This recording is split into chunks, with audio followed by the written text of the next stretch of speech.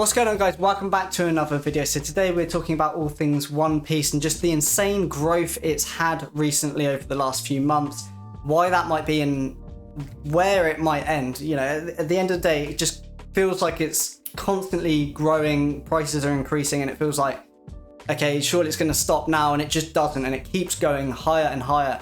And at some point, that does have to kind of end, right? It can't happen forever. It's not going to happen forever. But we're going to talk about how the growth can keep going and why there are reasons that it could reach like near Pokemon TCG levels. Like there's definitely potential for that long term. But we'll also talk about why that might not happen, why, you know, what can happen that will prevent that. And there's reasons for both sides. I can see either of these things playing out depending on certain things that happen along the way. Obviously, it's pure speculation if you think it's one or the other, but we're going to discuss that. We're also going to look at prices on OP05, which recently came out and has definitely added to this recent growth.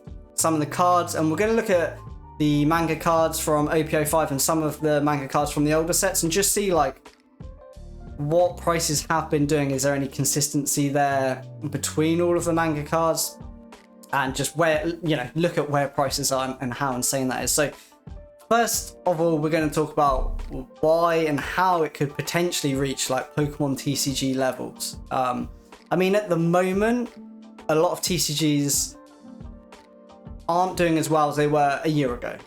You know, I think a lot of them are still, you know, perfectly fine, but compared to a year ago, there's not as much excitement and just interest around those sets and cards, even though they are great.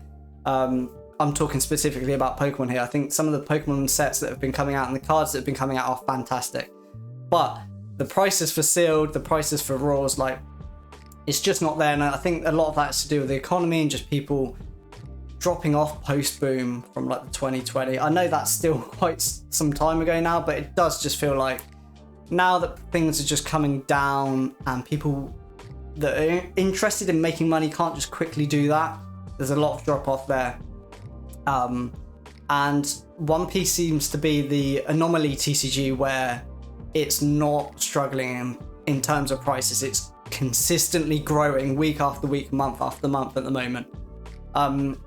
And how could that reach the levels of Pokemon? Now, One Piece, the IP, that's what we need to focus on, the IP itself. So the live action recently came out with a huge success. Loads of people loved it. And people that just wouldn't watch the anime watched it and enjoyed it. So my dad has watched the live action twice. He absolutely loved it.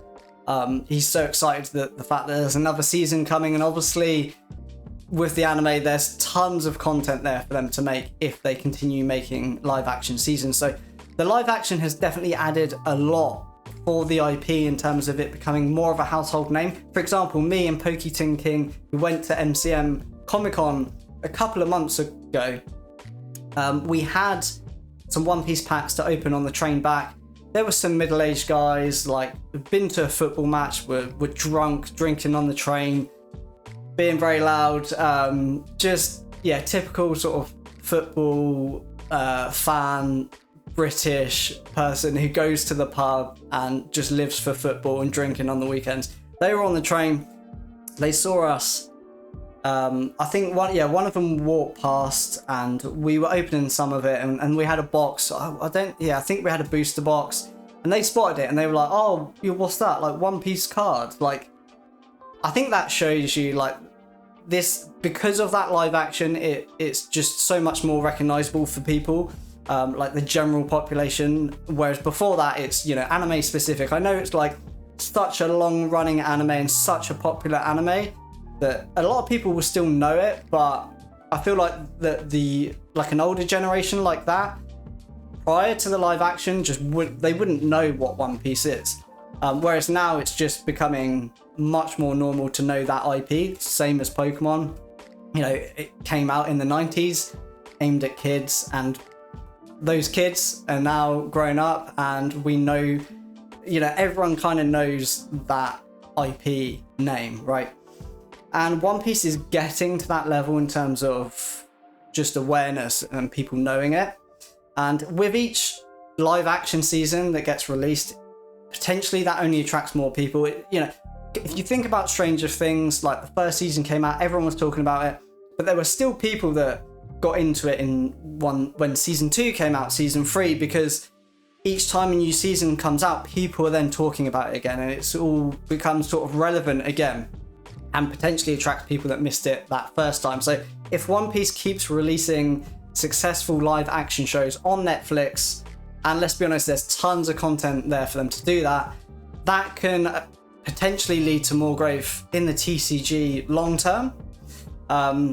And obviously we need to talk about the fact that, One Piece is still airing. At some point it's going to end, and I'm really trying to think, like, when it finally ends, will it attract more people to the show? Because again, that's like another moment in time where people everywhere online are going to be talking about this show ending and the fact that it's ended.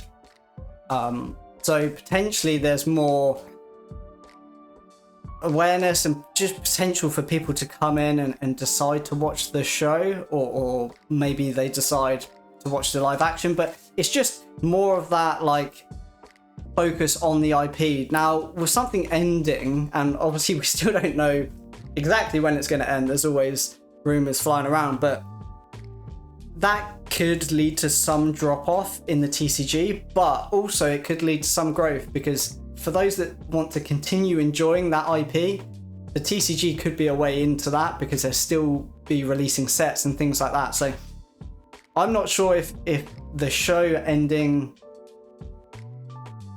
is negative or positive for potentially people coming into the TCG.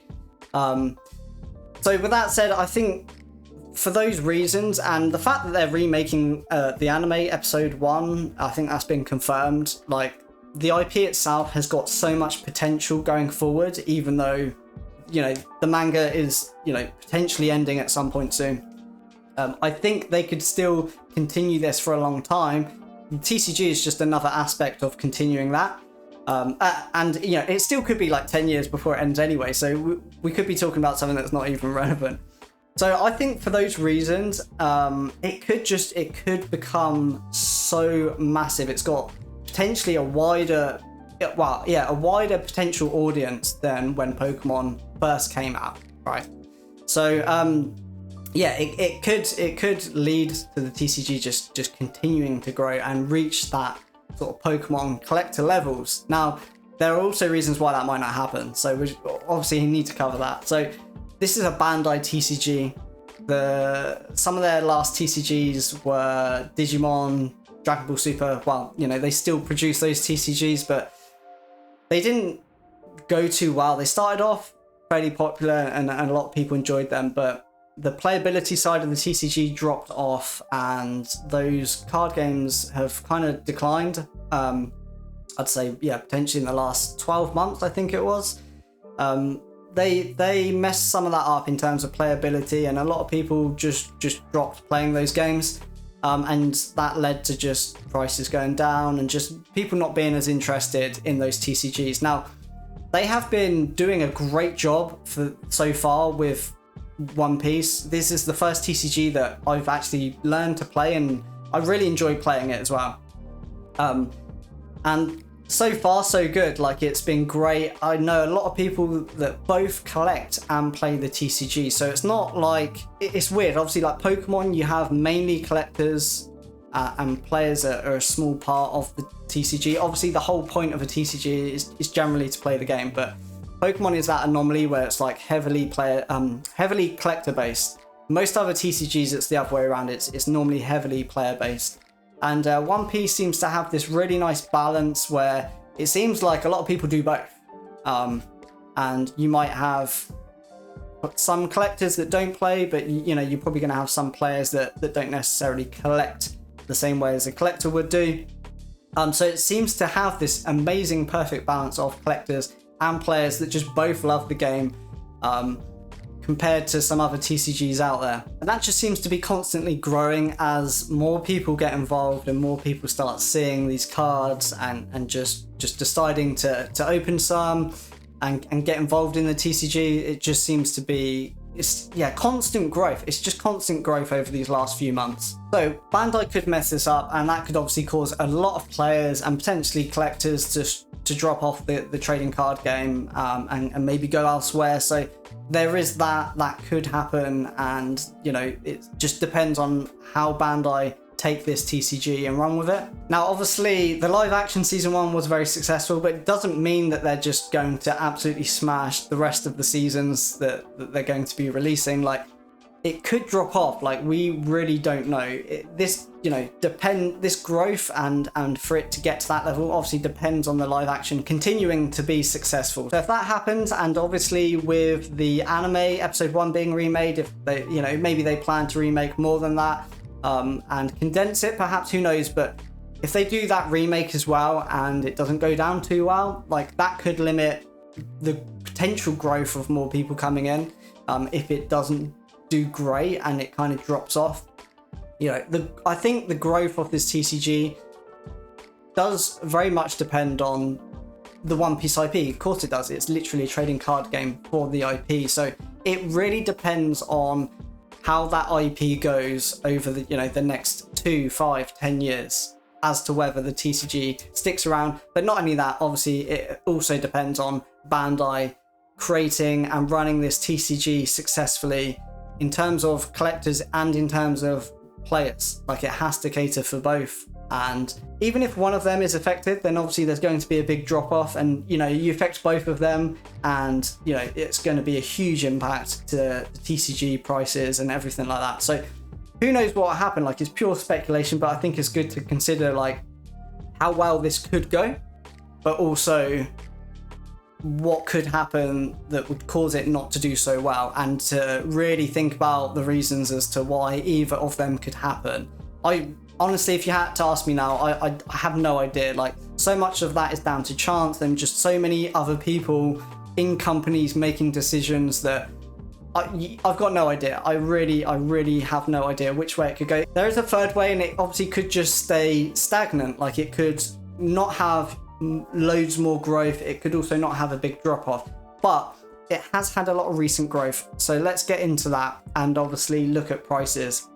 And with a lot of short but spiked growth, there's usually at some point, there's always going to be a bit of drop off after a huge spike of growth, because what happens is a lot of people get involved purely for the money side of things. They see something being successful, they want to jump on it. They don't necessarily care about the IP, the cards, or anything. They're purely investing, and when that happens, that's normally when you get to the peak. But I mean, I felt like that was the case like a month ago, but it's still continuing to grow. And I feel like we all knew OPO5 was going to be a big success, but I don't think I would have predicted it to be where it is at now so quickly. It just continues to grow, and who knows where the top is going to be. There will be a top at some point, but who knows where that is going. So we are looking at the US market because it is the biggest market. Let's be honest, it's the biggest market for trading cards and for this TCG, so it just makes sense. You've got better stats on TCG players. So we're looking at box prices for OPO5, right? So before release or near release, we had sort of $100. I assume that was roughly retail. Over here, it was kind of like £90 to £100 retail. And as you can see, it has just gone crazy. We are at $242. So like way over, we're nearly at like 2.5x what a box price was. And we've got constant sales data. Look at how many sold in one day. Just this is crazy numbers, right? And the price people are paying for these, insane. So the box prices have just skyrocketed. Similar over here in the UK, box prices, you cannot pick these boxes up for £100, which was roughly what they were on release. It's just not possible. They've all been bought, they've all been open.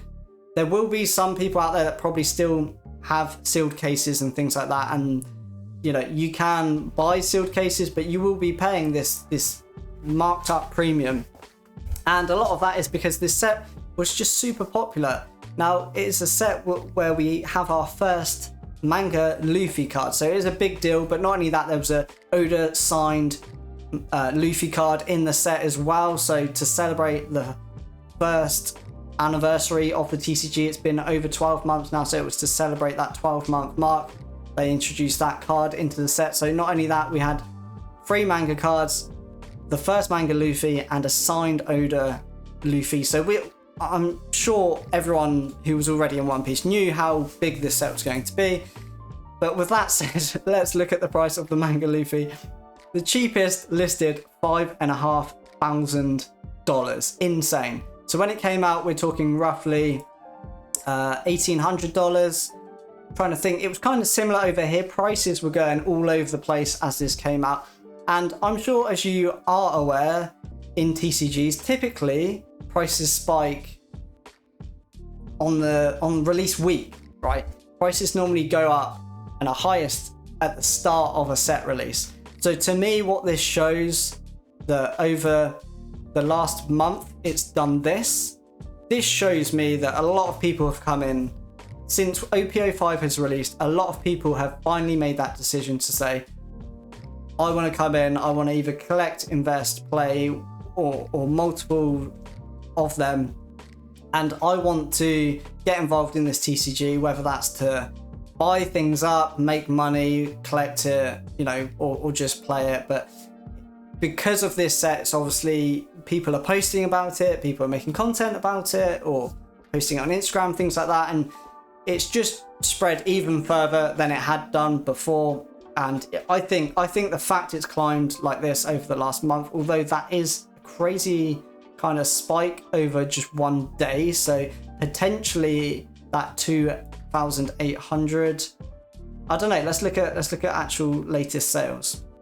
No, we've got tons of latest sales past that. So yeah, we are. This is crazy. We are up to last sold 4,500, but we had some free before that higher, and now the cheapest is 5,500, and there's only 2 for sale on TCG Player. Crazy prices, considering you go back a month ago, the most expensive manga card in the whole of One Piece TCG was the manga Shanks from the first One Piece set, OPO1. He was he was around £1,000. And he was the most expensive, and some of the cheaper ones were about 200. So I mean, let's look at him. We've got him right here, manga Shanks. So the first manga card of the TCG from the first set. So chase card from the first set. Let's look at a month ago. Yeah, as you can see, $940. It went up a bit to 1,100, but it seems like maybe this is delayed, or that's probably, yeah, that is just because that is the cheapest listed, I suppose, although we do have a BGS Arts Japanese. Let's look at sales data that they have. So actually, strangely enough, it's dropped off in price slightly over the last couple of sales. We've got quite a few here for 900, but before that we did reach sort of 1,500, 1,600, and that was kind of consistent growth if you look from here, from 1,000 up to 1,600, and then it dropped off fairly recently. So that's interesting. That's very interesting. I wonder why that is. Maybe people are just not looking at this card anymore, or as much, because of OPO5 and the amount of cards there are in there and the amount of cards that people potentially want. Let's just check another manga card. So this is the manga Ace card. I really love this card. Before OPO5 came out, I think this was my favorite manga card in terms of artwork, but it was still cheaper than Shanks. But let's look at what that's done, and actually if we compare that, we zoom out to a year. So actually we can see that towards the start of the TCG, it kind of did go up, and then it did have this drop off between July and October, and then it's climbed up ever since. But let's look at manga Ace. Had very similar things, like there was came out around this is typically what you see with a TCG. Like, the set comes out, people want it, and then it drops off. But obviously here we've got a very consistent spike come October. And then ever since that, we've clearly had this huge, insane growth, and which has happened month after month after month. I feel like this was around the time the live action came out. Let's just check. Yes, so the live action came out in August. So it actually continued to go down until October, to the end of October. So I don't know if I'm missing something. What else happened at the end of October for this to... Because it's exactly the same. Well, it's slightly earlier for the manga shanks, actually. It's start of October. But, I mean, it could easily be the live action. I feel like when things come out on Netflix, it takes a while for people to watch it and then start recommending it to other people, and then they watch it. So maybe this growth here was started from the live action, and then we've just had continuous growth because other TCGs are potentially dropping off. So people are trying to get involved in a TCG that seems to be more exciting and doing better in terms of value. So maybe, yeah, I think that the growth just comes down to that. So I've got one more manga card to look at. We've got Soga King. So I've literally just watched the anime where he gets introduced. So I finally understand this character now. But he was pretty much a cheap manga rare. He wasn't the chase card of that set. To be fair, like when this first came out, he was expensive. We're looking at $500 but this is the price I remember.